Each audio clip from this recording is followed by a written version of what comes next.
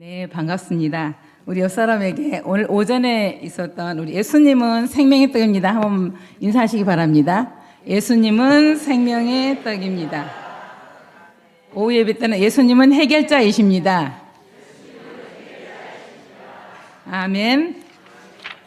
네, 어느 소년이 기도회 모임에 갔어요. 여러분도 어쩌면 아시고 계시는 그러한 글인데요. 이 소년은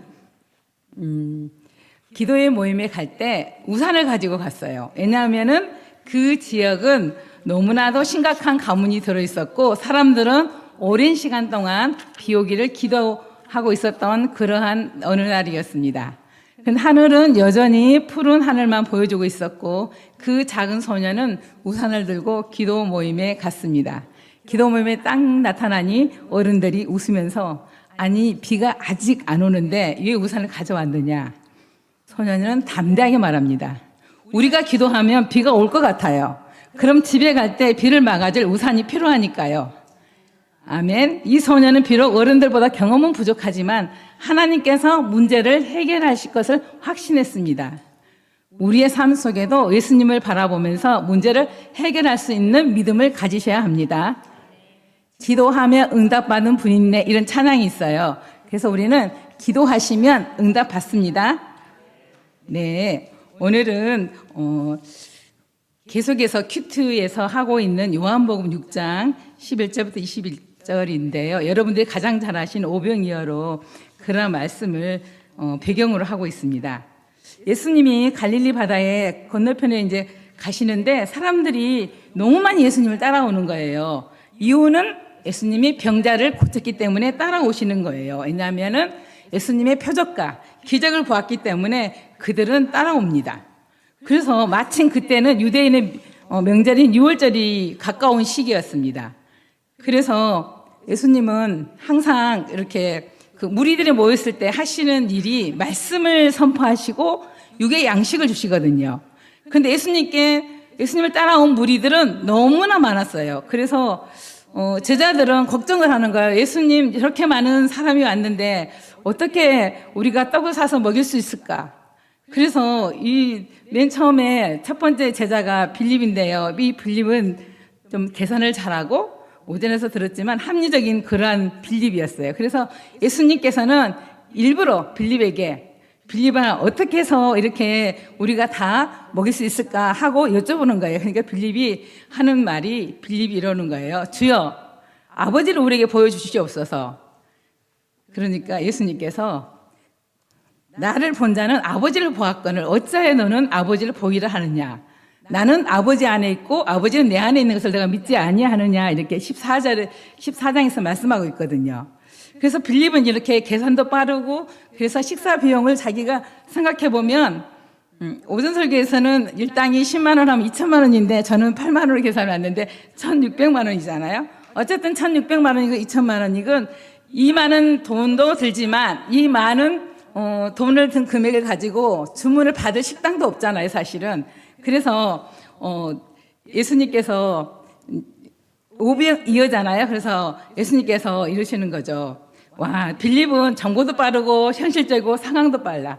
그렇지만 그 옆에 있는 안드레에게 또 묻습니다. 안드레는 베드로의 형제입니다. 그래서 보리떡 5개하고 물고기 2마리를 가지고 이렇게 많은 사람들이 있는데 이게 무슨 소용이 있습니까? 하고 안드레의 모습을 또 보여집니다. 네. 안드레가 주목한 것은 큰 무리였어요. 그리고 현실이었어요. 그런데 우리는 살아가면서 현실의 표적도 중요하지만 과거의 표적도 중요합니다. 왜냐하면 우리 처음에 첫 주에 말씀하신 물로 포도주를 만드는 표적이 있었죠. 예수님을 믿는 제자들이지만 때때로 우리에게는 그 표적이 지나가면 잊혀지기도 합니다. 그렇지만 우리에게 필요한 것은 날마다 공급하는 새 믿음도 중요하지만 옛 믿음을 기억하고 다시 회복하는 겁니다. 그랬을 때 에베소 교회가 첫사랑을 회복했듯이 우리 각자 개인들, 우리 성복교회 성도님들도 개인의 첫사랑을 생각하시면서 회복하시기를 바랍니다. 네, 그래서 6장 11절에서 말씀하시는데 13절까지 해서 저는 작은 소 제목을 작은 것을 크게 사용하시는 예수님이라는 제목으로 잡아봤습니다. 여러분들이 아주 잘 아시는 허디슨 테일러라는 선교사님이 있습니다. 이분은 중국 선교를 나섰을 때 정말 작게 시작을 했죠. 그렇지만 중국의 복음화를 시키는데 크게 기여하였고 기독교 선교 역사상에서 아주 깊은 영향을 남긴 인물로 평가받고 있습니다. 이렇듯 작은 일부터 시작했을지라도 예수님의 능력을 믿어요. 그래서 예수님의 능력을 믿었기 때문에 이 선교사는 허디슨 선교사라는 이름을 거의 다 기독교에서는 알고 있습니다. 그래서 이분은 선교할 때 원래는 영국 사람인데 중국 복장을 하고 선교를 했거든요. 그리고 제가 얘기하고 싶은 것은 작은 것, 한 사람이 시작했지만 중국 전역에 많은 선교사들도 세우고 그리고 예수님의 증거자가 많이 나왔다는 것, 평신도도 선교사로 사용했다는 그러한 많은 업적이 있습니다. 그래서 허디슨 선교사를 우리 보기로 우리가 들 수가 있습니다. 작은 것을 크게 사용하는 예수님처럼 그 선교사님도 그렇게 사용이 되었습니다. 다시 한번 우리는 안드레를 한번 생각해 보면 안드레는 예수님께 한 아이가 보리떡 5개와 물고기 2가지 가지고 왔는데 그것이 전부라고 했어요. 근데 그것이 전부이지만 기적의 출발은 여기서부터 시작되고 문제 해결은 먼 곳에 있는 것이 아니라 바로 여기서부터 시작되는 것입니다. 작은 것이라도 주님께 내어드리면 놀라운 역사를 체험할 수가 있습니다. 그렇습니다. 우리는 살아가면서 인생의 문제가 생로병사의 문제이기도 합니다. 정말 우리가 살면서 어렵고 감당하기 불가능한 일도 있지만 우리는 능력이 되시는 예수님을 믿기에 항상 우리는 예수님께 의뢰하고 예수님의 구원하심을 체험하면서 살아가는 우리들은 참 예수님 생각하면 행복한 믿음의 생활을 할 수가 있습니다. 그렇듯 우리는 영생하도록 있는 양식을 위해 일하는 우리 예수님, 우리는 육신을 가졌기 때문에 생명의 떡만 생각하지만 예수님은 영생하도록 하는 영원한 양식을 위해서 살아가라고 말씀하십니다. 우리 6장 35절을 한번 다 함께 읽어보겠습니다. 시작. 예수께서 이르시되 나는 생명의 떡이니 내게 오는 자는 결코 줄이지 아니할 터이요 나를 믿는 자는 영원히 목마르지 아니하리라. 아멘. 네, 예수님의 손을 걸치면 모든 문제는 해결받습니다. 여기서 핵심 메시지가 우리의 작은 헌신과 자원을 예수님께 드리면 예수님은 그것을 통해서 큰 일을 이루어내십니다. 중요한 것은 양이 아니라 예수님께 드리는 마음입니다. 그러면 이 시간 우리는 내 삶에서 예수님께 드리는 작은 것이 무엇일까 한번 잠시 생각해 보시기 바랍니다. 예수님 앞에 나왔던 한 소녀는 보리떡 5개와 물고기 2마리. 그것을 사용해서 5,000명을 먹이신 우리 예수님. 네. 보리떡도 밀가루 떡보다는 더 싼 가격이에요. 그리고 물고기도 되게 작은 물고기라고 합니다. 이렇듯 내 삶에서 예수님께 드릴 작은 것이 무엇인가? 한번 우리가 기쁨으로, 나의 몸으로, 나의 마음으로, 나의 믿음으로 예수님께 드릴 것이 있나 한번 생각해 보시기 바랍니다. 두 번째는 두려움 가운데 평안을 주시는 예수님. 말씀은 16절에서 20절까지입니다. 제가 한번 16절에서 20절까지 한번 읽어보겠습니다. 저물매 제자들이 바다에 내려가서 배를 타고 바다를 건너 가버나움으로 가는데 이미 어두웠고 예수는 아직 그들에게 오시지 아니하셨더니 큰 바람이 불어 파도가 일어난지라. 제자들이 노를 저어 10여리쯤 가다가 예수께서 바다 위로 걸어서 배에 오심을 보고 두려워하거늘 이르시되 내니 두려워하지 말라 하시니 그랬습니다. 우리는 가끔 주님 없이도 성공할 수 있다고 생각합니다.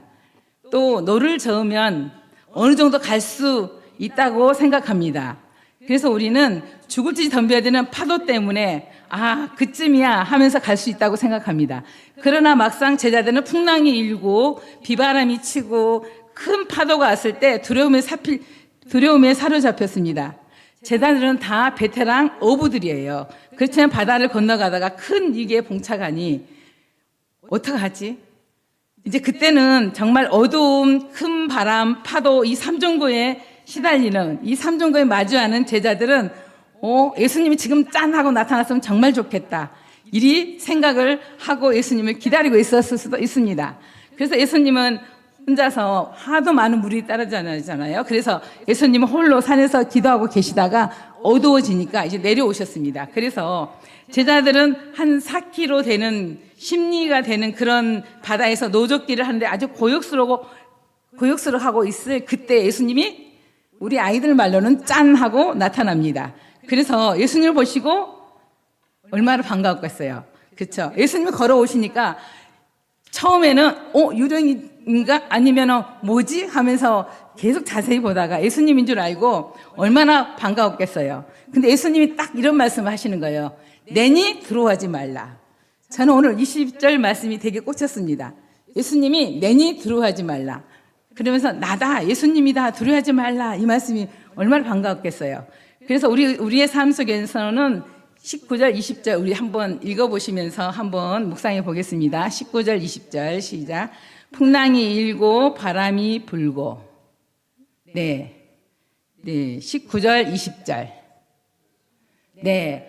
그러면 저기 있는 걸로 읽어보겠습니다. 제자들이 노를 저어 시베리쯤 바다 위로 걸어서 배 가까이 오심을 보고 두려워하거늘 이르시되 내니 두려워하지 말라 하신대. 네, 우리는 제자들이 멀리서 봤을 때 유령인가 아니면 어떠한 모습이지 이렇게 생각할 수도 있겠지만 우리는 능력의 예수님을 믿고 살 때에 두려움이 없습니다. 그리고 마가복음에서도 이 모습을 보고 예수님이 배에 오르신 후에도 마가복음에도 나와 있거든요. 배에 오르신 후에도 매우 놀라는 표정이 나와 있고요. 마태복음에서도 제자들은 예수님을 보시고 하나님의 아들이시네 이렇게 고백하기도 합니다. 그렇지만 요한복음에서는 제자들이 기뻐서 기꺼이 예수님을 배로 영접합니다. 그것은 두려워하지 않는 신앙이 있기 때문이다. 말씀에 대한 즉각적인 순종이 있기 때문이다. 대단한 신앙 고백이 아니더라도 우리는 기쁨으로 이 시간처럼 예배하는 것을 예수님은 원하시고 계십니다. 아멘. 네, 제자들이 폭풍 속에서도 두려워할 때 예수님이 물 위로 걸어오시면 나다 두려워하지 말라고 말씀하신 이 말씀이 살아계신 하나님의 말씀입니다. 핵심 메시지는 우리의 삶의 폭풍도 두려움 속에서도 예수님은 찾아오시고 평안을 주십니다. 예수님을 믿으면 두려움 대신에 담대함을 가질 수가 있습니다. 아멘. 우리는 두려움의 모든 문제를 예수님께 맡기는 성복교회 우리 성도님 되시기를 주의 이름으로 소망합니다. 네, 우리는 두려워하는 모든 문제를 예수님께 맡길 수 있으시지요? 아멘.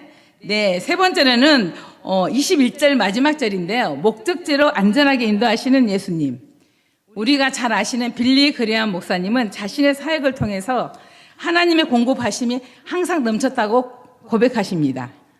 우리 성도님들도 이 빌리 그레함 목사님처럼 우리가 하는 모든 작은 사역일지라도 우리가 하고 있는 마음을 다한 사역일지라도 항상 우리 마음속에 또 하나님께서 주시는 그 공급함이 있어서 늘 기쁨과 감사로 또 행복한 마음으로 저희들이 사역을 감당하시기 바랍니다. 아멘. 네. 예수님 우리 인생의 배에 모시면 우리는 가만히 있어도 목적지인 하나님 나라에 안전하게 인도함을 받을 수가 있습니다.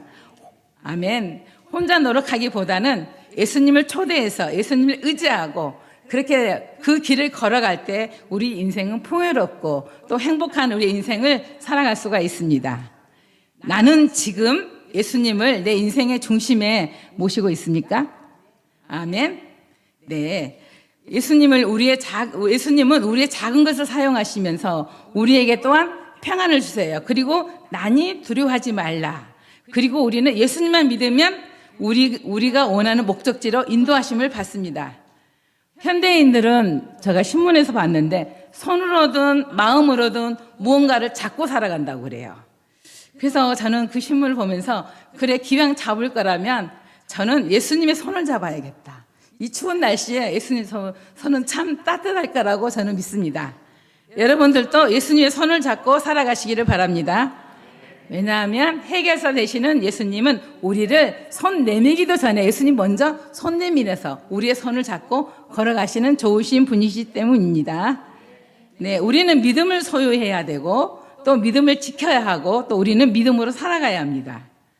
그래서 오늘 우리 예배드리는 우리 성복교회 모든 성도님들은 나의 삶의 문제와 또 나의 삶의 어떠한 힘든 일도 예수님의 인도하심을 따라서 그 인도하심을 누리는 성복교회 성도님이 되시기를 소망합니다. 아멘. 우리는 예수님을 따라가면 그 길이 영생으로 이어지는 길이기 때문에 우리는 믿고 영생으로 걸어갈 때 하나님께서는 우리하고 함께 해주시며 임마누엘 되신 하나님, 늘 우리와 동행해 주시는 하나님, 그 하나님의 손을 잡고 예수님의 손은 참 따뜻하기 때문에 꼭 손을 잡고 우리의 깊은 마음속에 깊은 그 믿음으로 예수님과 함께 살아갈 때 하나님께서는 승리하실 줄 믿습니다. 나의 믿음도 승리하실 줄 믿습니다. 네. 지난주에는 단어 중에서 마음에 남는 단어가 낫고자 하느냐 이렇게 예수님 물으셨을 때 저는 바로 네 예수님 이렇게 한다고 제가 고백했거든요. 낫고자 하느냐 했을 때 그 환자는 저가 가기도 전에 다른 환자가 갔습니다. 이렇게 불평과 불만과 어떤 이유와 핑계를 댔잖아요. 그렇지만 여러분들도 지금 현재 마음속에 낫고자 하느냐 예수님이 여러분 한 사람 한 사람에게 물어보신다면 네 예수님 바로 고백할 수 있는 우리 성복교회 성도님 되시기를 바랍니다. 또 저는 오늘은 이 말씀은 꼭 드려야겠다 싶었어요. 나다 두려워하지 말라. 와, 저희들은 살아가면서 두렵잖아요. 어디를 가든 두려워요. 나윤이는 엄마하고 같이 가면 두렵지 않아요. 근데 우리는 누구하고 같이 가면 두렵지 않을까요? 예수님하고 같이 가면 두렵잖아요. 그래서 우리는 두려움을 없애는 것은 나다 두려워하지 말라 하신 이 말씀을 가지고 예수님의 손을 잡고 따라가는 우리 성복교회의 영적 가족 우리 모두가 되시기를 기도합니다. 아멘. 기도하시겠습니다. 사랑의 하나님, 예수님을 이 땅에 보내주셔서 감사합니다. 저희들이 늘 감사하면서 살아가지만 특별히 오늘은 예수님은 우리의 해결사 되심을 찬양합니다. 사랑과 은혜가 풍성하신 하나님 아버지, 오늘 요한복음 6장을 통해서 오병이어의 기적을 베푸신 예수님을 묵상하면서 또한 감사드립니다. 수많은 사람들이 먹을 것이 없을 때 예수님께서는 작은 것에도 감사하시고 놀라운 기적을 이루어 주셔서 우리를 배불리 먹이셨습니다. 하나님 아버지, 우리의 삶 속에서도 부족함과 문제들이 있을 때 우리가 할 수 없는 것을 해결하시는 분이 바로 예수님이심을 믿습니다.